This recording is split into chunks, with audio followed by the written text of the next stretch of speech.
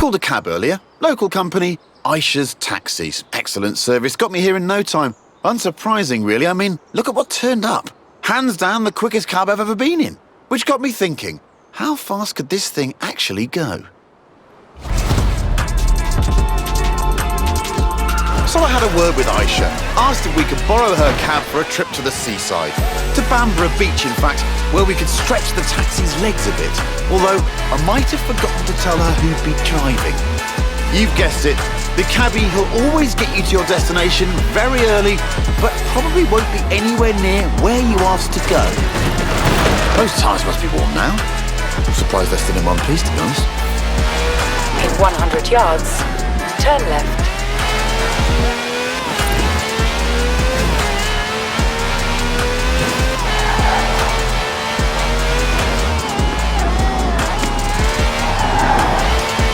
Now that's what I call a cab. No clattery diesel engine here. This is a V12 with over 750 horsepower, plus bucket seats. Needed bucket seats, presumably.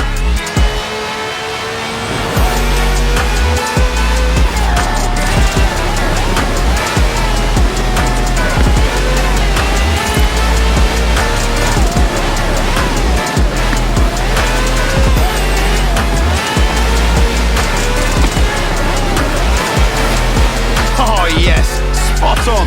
Lightning reactions, quick hands. From now on, I say all cabs should have wide bodies and flared arches. Think about it. More stability, more speed, more downforce, more room for your terrified passengers.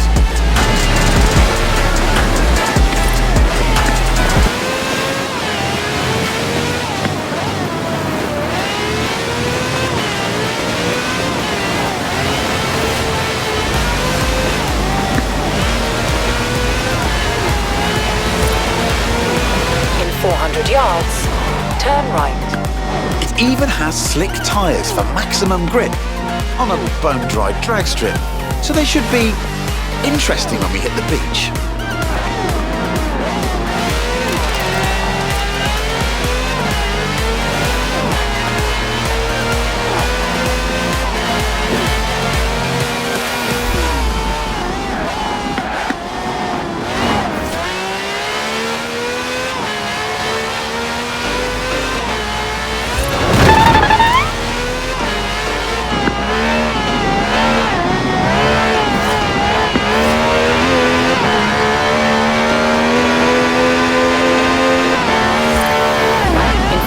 Yards, turn left.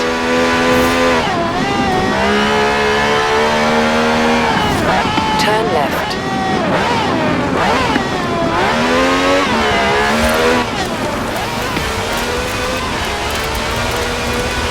In 400 yards, turn left.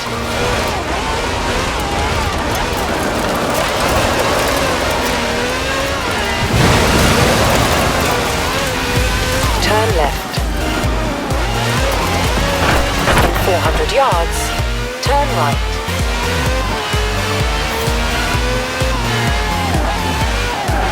Turn right.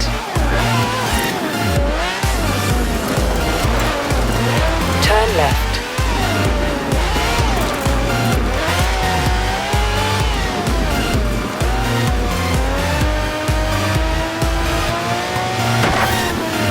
Good work from the stick there. I'd say we're nicely warmed up for the next bit.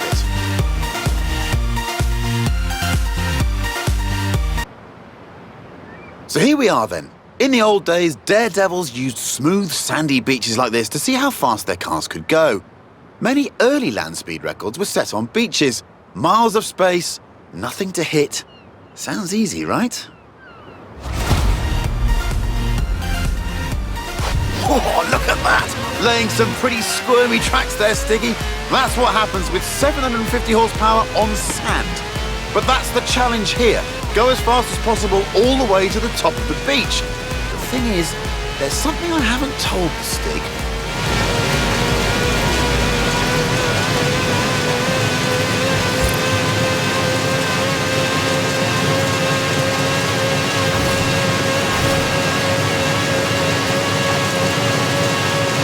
Speed record rules say you must do 2 runs. 1 in each direction before the clock runs out, which means, Stiggy, pulling off the world's swiftest U-turn, which of course is when the handbrake comes in handy.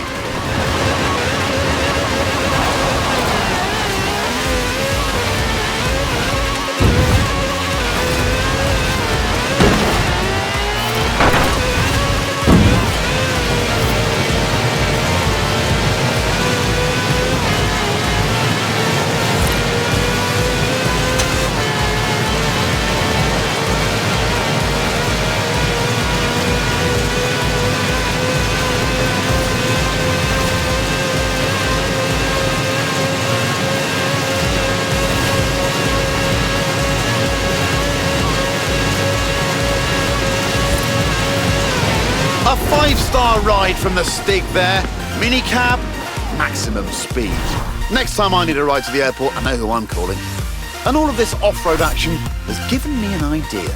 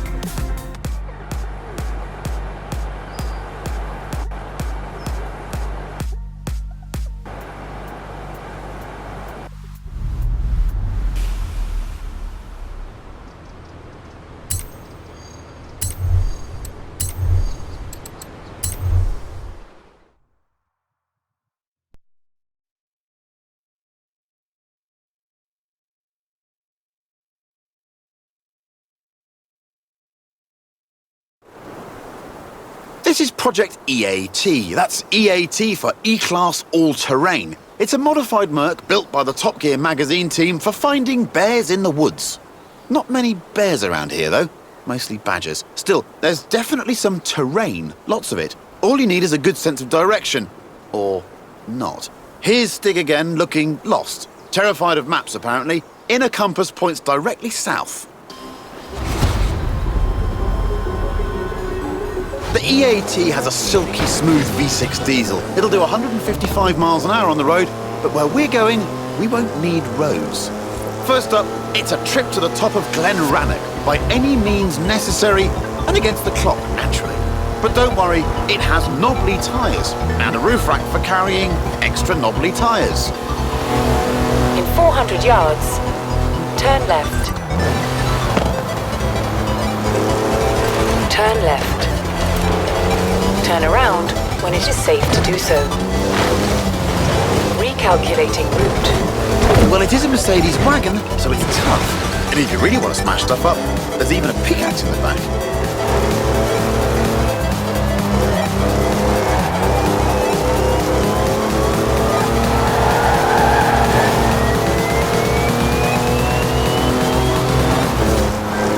Who says you need an SUV to go off-road? The EAT has 4-wheel drive and air suspension to smooth out lumps and bumps and everyday obstacles. Ancient burial mounds, for example.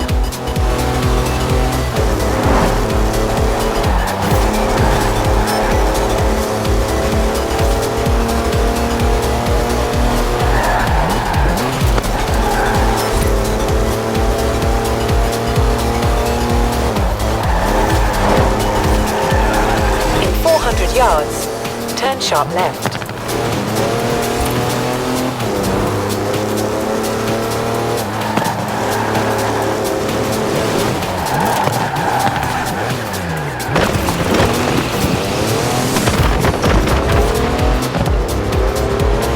In 200 yards, turn right. Turn right. In 200 yards, turn left. left.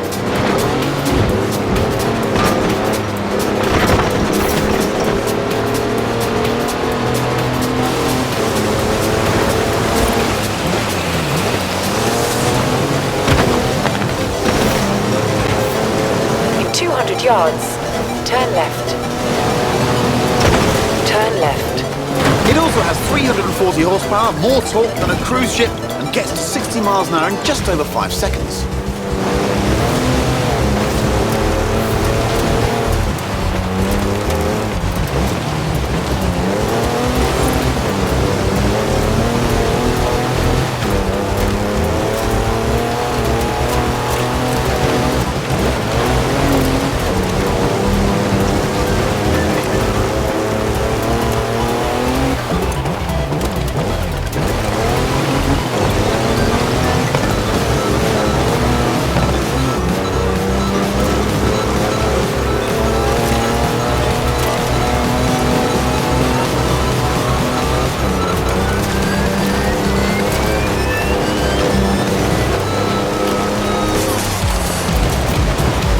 Time to head way over there, to the very top of Arthur's Seat.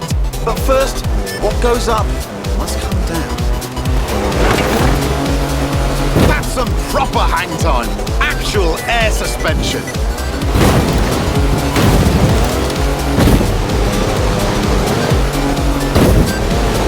Turn around when it is safe to do so.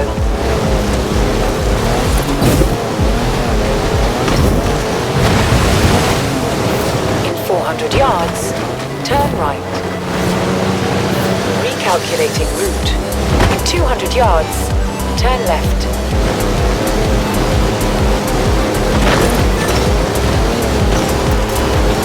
It's full of home comforts, the EAT. Charges for almost anything you can charge. Cozy ambient lighting, even a portable espresso machine. Everything the intrepid explorer can ever need.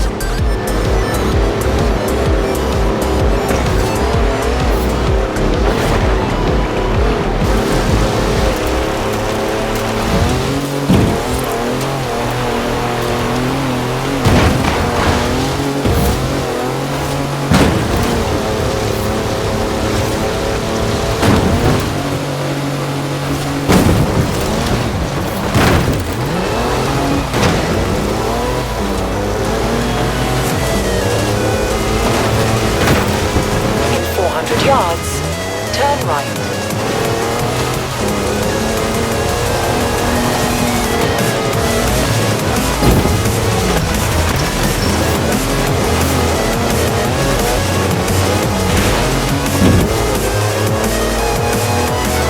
Recalculating route. Alright, all this adventure kit's had a tiny effect on the fuel efficiency. Good job the roof rack holds 2 cans of diesel, and there's another one in the back. Just don't confuse them with your drinking water. At the roundabout, take the 3rd exit. Turn around when it is safe to do so.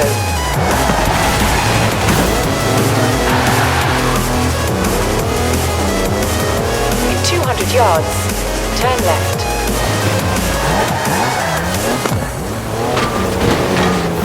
Turn left.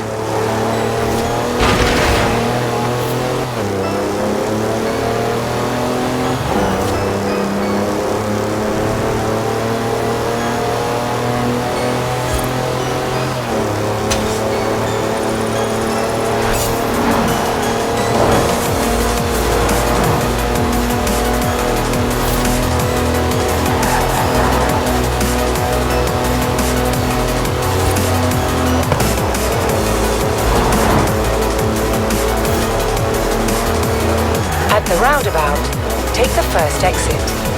On to the final stretch now. Just the small matter of getting up Arthur's Seat. The clock's ticking, so better step on it, Stiggy. In 200 yards, turn left.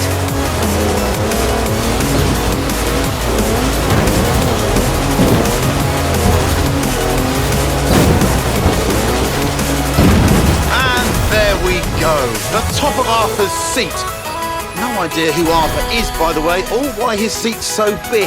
Nice view, though. Shame there's no time to stick around.